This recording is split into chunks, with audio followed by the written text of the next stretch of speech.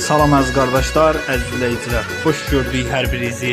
Əziz qardaşlar, buyurun baxın, bax belə 20 baş birinci qarına boğaz çiçəklər satılır. Gördüyünüz kimi heyvanlar da göz qabağındadır. Hamısı birinci qarına boğaz çiçəklərdir əziz qardaşlar. 20 baş heyvandır. Buyurun baxın əziz qardaşlar. Bax, heyvanlar göz qabağındadır. Belə çəkirəm bax. Tam ətraflı çəkirəm ki, baxasınız. Ay maşallah, bunlara baxın. Durna deyir, durna. 20 baş heyvandır arkadaşlar. Maşallah olsun, hələ heç birisi doğmayıb boyun boydadır. Gözlü bunlar.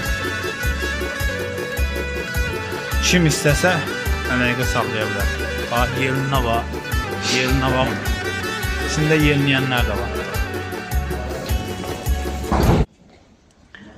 Salam